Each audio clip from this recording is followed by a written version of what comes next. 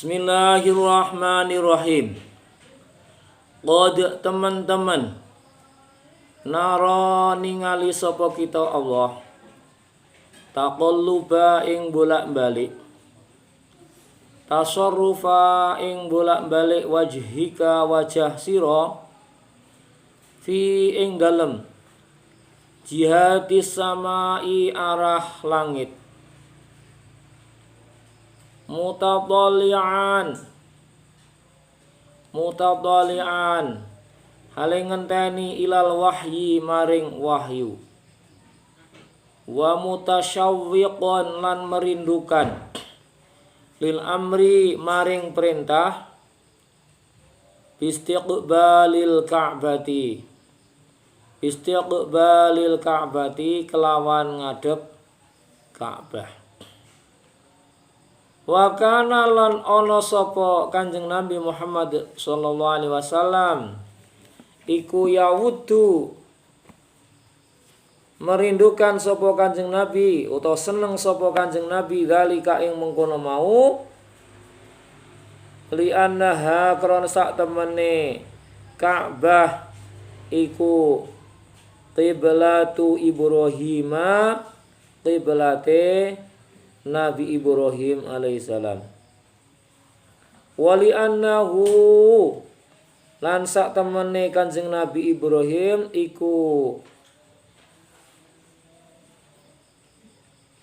idda'a ngajak sapa Nabi Ibrahim ila islamil arabi maring islame bangsa Arab.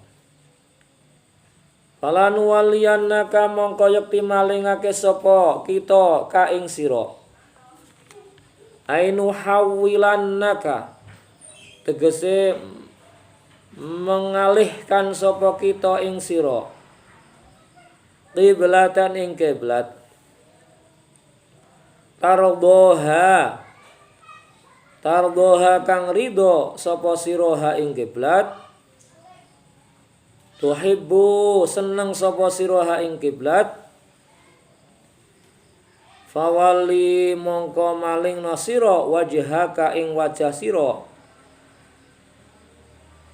Ai tegese istaqbil ngadepa sira fi sholati ing dalem salat.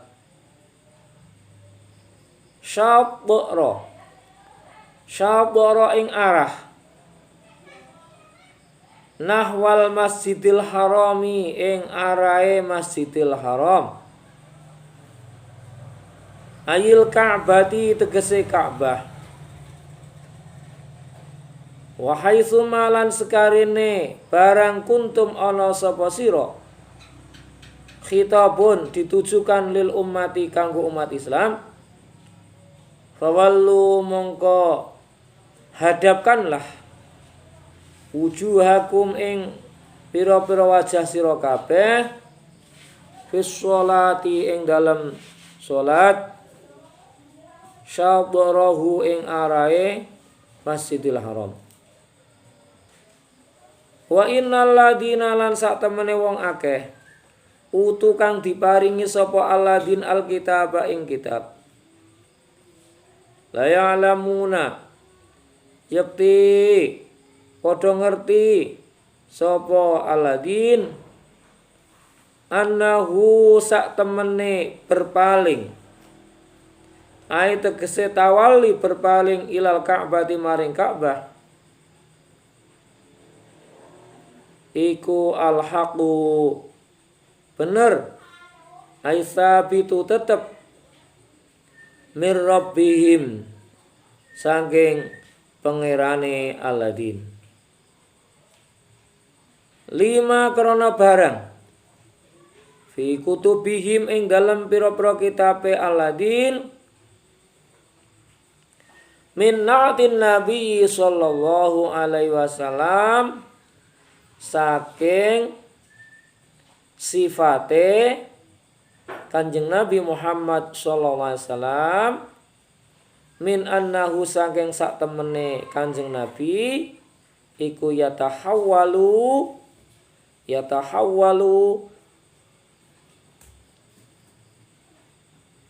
menghadap atau berpaling sapa Kanjeng Nabi ilaiha maring Ka'bah. Wa ma lan ora ana Allahu utai Allah iku bi ghafilin kang lali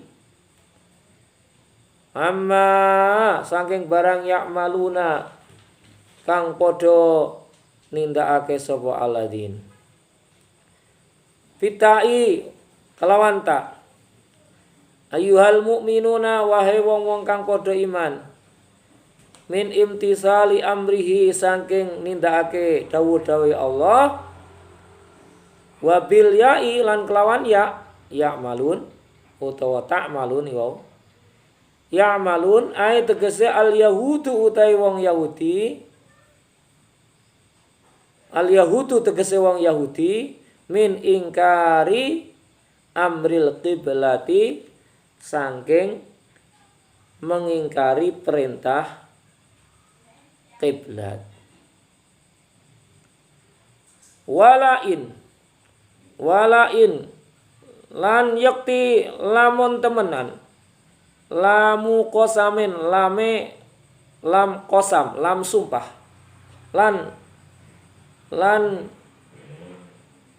yakti atau demi temenan lamu kosamin lam sumpah ataita nekani sira alladzina ing wong-wong akeh utu kang diparingi sapa alladzin alkitaba ing kitab bikulli ayatin kelawan saben-saben ayat an sidqika saking benerake sira fi amril qiblati ing dalem perintah qiblat ma tabi'u ora padha mengikuti ay tegese la yattabi'u ora mengikut la yattabi'una ora mengikuti sapa alladzina utul kitab qiblataka ing kiblat ira inadan krana menentang wa ma lan ora ana anta utawi sira iku bitabiin kelawan wong kang manut qiblatahum ing kiblate alladzina utul kitab ay qad'a litam'ihi ay qad'a tegese medhot litam'ihi maring mengharape Kanjeng Nabi fi islamihim ing dalam islame alladzina utul kitab wa tam'ihim lan mengharape alladzina utul kitab fi audi ing dalam baline Kanjeng Nabi ilaiha maring kiblat. Wa malan ora ana ba'dum utai sebagian wong akeh iku bitabiin manut kiblata ba'd ing kiblate sebagian liya. Ai tegese al yahudu utai wong Yahudi iku qiblatun nasara kiblate wong Nasrani wa bil aksi utawa sebalike. Wala in lan yakti lamun ittaba'ta manut sapa sira ahum ing keinginane alladzina utul kitab allati yad'una kang ngajak sapa alladzina utul kitab ka ing sira ilaiha maring kiblat mim ba'di ma saking sawuse barang jaa kang teka apa maka ing sira minal ilmi saking ilmu al wahyu tegese wahyu innaka sak temene sira idzan nalika iku ini tabatahum lamun manut sapa sira hum ing alladzina utul kitab fardhon krana wajib laminaz zalimina yakti termasuk wong-wong sing zalim. Jadi ini masih membicarakan tentang kiblat. Di dalam ayat yang sebelumnya itu dijelaskan bahwa ketika Allah memerintahkan Kanjeng Nabi untuk menghadap ke Masjidil Haram itu terjadi pro dan kontra. Pro itu adalah setuju, kontra itu adalah tidak setuju. Bagi orang-orang yang benar-benar ikhlas beriman kepada Allah Subhanahu wa taala dan beriman kepada kerasulan Nabi Muhammad sallallahu alaihi wasallam, tentu mereka bisa memahami bahwa persoalan kiblat itu adalah urusannya Allah Subhanahu wa taala. Allah itu yang mempunyai arah timur dan barat. Qulillahil masyriqu wal maghrib. Allah itu yang mempunyai arah timur dan barat, utara dan selatan. Jadi kalau beribadah itu dasarnya hanya taat. Dasarnya yang namanya beribadah itu dasarnya hanya taat, mengikuti perintahnya Allah. Kalau Allah memerintahkan untuk menghadap ke Masjidil Aqsa, ya tidak boleh protes. Ya, mengikuti saja perintahnya Allah. Setelah perintah ke Masjidil Aqsa dicabut oleh Allah, kira-kira Kanjeng Nabi itu sholat ke Masjidil Aqsa itu sekitar 16 atau 17 bulan. Terus Allah memerintahkan untuk menghadap ke Masjidil Haram. Maka bagi orang yang ikhlas beriman pada Allah, tentu itu tidak menjadi persoalan. Tapi bagi orang yang imannya itu tidak murni karena kecampuran-kecampuran politik, kecampuran keinginan-keinginan untuk mendapatkan pengaruh dari Nabi Muhammad dan pengikutnya, imannya itu hanya untuk kepentingan-kepentingan, maka ketika orang-orang Yahudi itu diperintahkan untuk menghadap ke Masjidil Haram, tentu mereka keberatan. Sehingga Allah mengatakan sayaqulus sufaha'u minan nasi ma wallahum an qiblatihim allati kanu 'alaiha. Orang-orang yang bodoh itu mereka mengatakan, "Loh, kenapa Allah kok memindah-mindah seperti itu?" Nah, sehingga ketika perpindahan dari Masjidil Aqsa ke Masjidil Haram itu istilahnya itu menunjukkan siapa yang benar-benar ikhlas dan siapa yang imannya hanya pura-pura. Perpindahan arah kiblat dari Masjidil Aqsa ke Masjidil Haram itu sebetulnya adalah respon. Respon itu apa? Respon itu adalah tanggapan ataupun suatu jawaban dari permintaan Kanjeng Nabi Muhammad SAW. Sehingga Allah ketika menjelaskan bahwa Allah itu supaya memerintahkan Kanjeng Nabi untuk berpindah arah kiblatnya ke Masjidil Haram, Allah memberikan keterangan, qad nara taqalluba wajhika fis sama' falanuwalliyannaka qiblatan tardoha.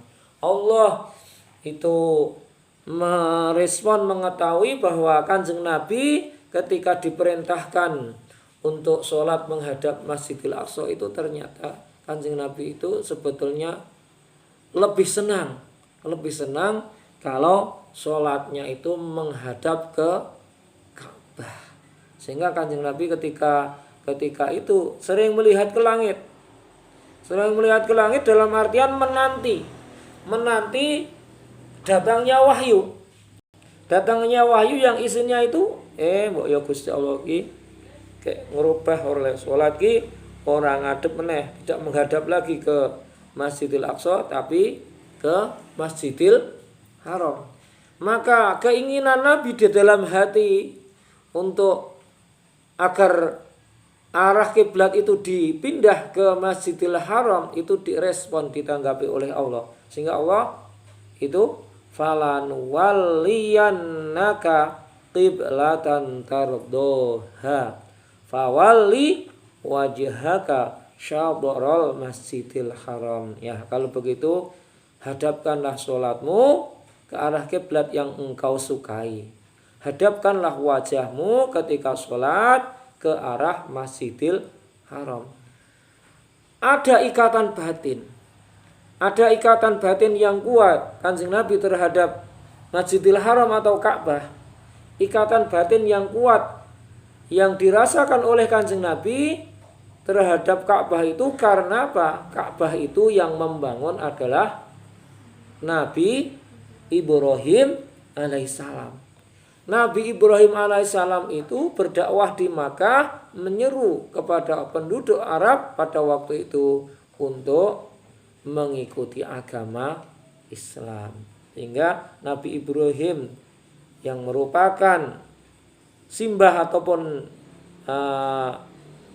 kakek moyang atau nenek moyang dari Kanjeng Nabi, yang notabene Nabi Ibrahim itu pada waktu itu yang membangun Ka'bah dan Nabi Muhammad itu adalah orang Arab, maka keterikatan itulah yang mendorong Kanjeng Nabi kepingin sholatnya menghadap ke Masjidil Haram.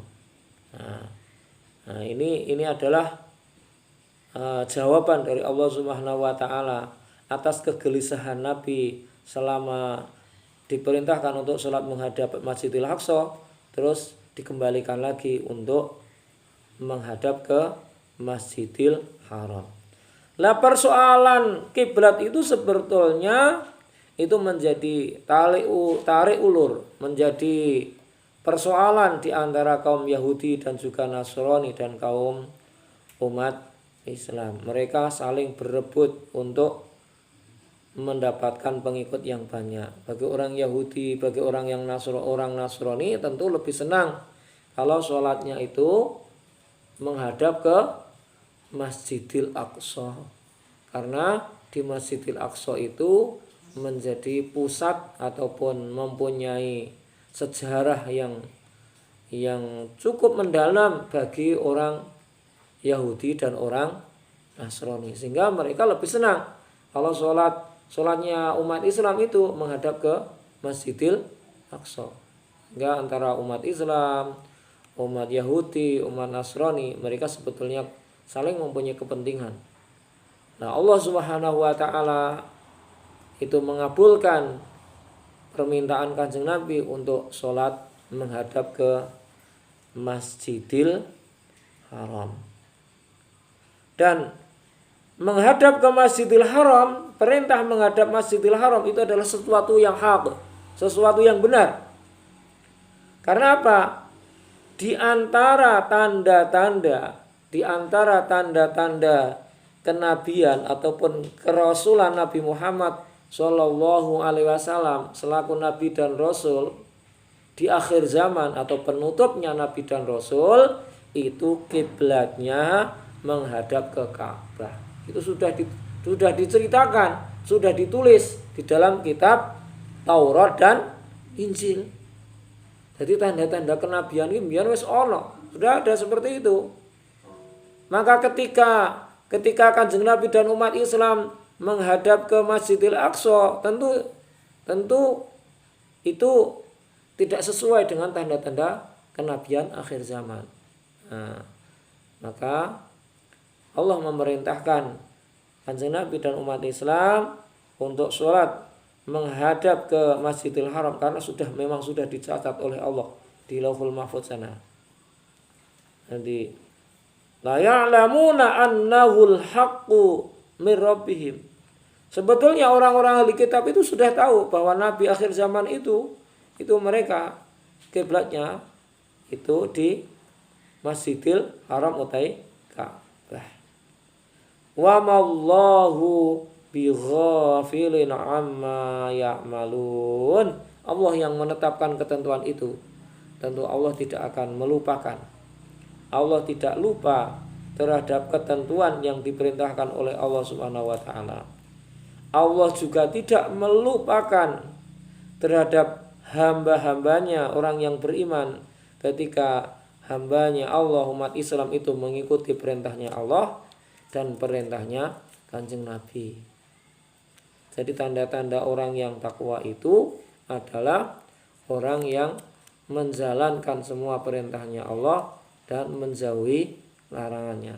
Siap untuk menjalankan perintahnya Allah itu merupakan tanda-tandanya orang yang beriman. Allah juga tidak lupa. Wallahu bighafilin amma ya'malun. Allah itu tidak lupa terhadap perbuatannya orang Yahudi yang mengingkari tentang kebenarannya menghadap ke Ka'bah. Jadi tadi sudah saya sampaikan, yang namanya beragama itu siap untuk menjalankan perintahnya Allah Subhanahu wa taala. Kapanpun dan dimanapun, kalau itu perintahnya Allah, maka kita hanya sami'na wa ta'na. Karena yang merintah itu Allah. Demikian juga seharusnya orang Yahudi itu tidak usah protes. Kalau itu perintah Allah ya tentu harus diikuti. Yang selanjutnya walain lan yakti atau lamun temenan. Ya, senti mau tekan timo.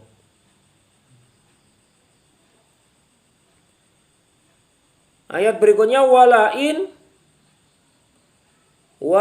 ataital ladina utul kitaba bikulli ayatin ma tabi'u qiblatak wa ma anta bitabi'in qiblatahum wa ma ba'duhum bitabi'in qiblata ba'd wala in ittaba'ta ahwa'ahum min ba'di ma ja'aka minal ilmi innaka idzal laminaz zalimin.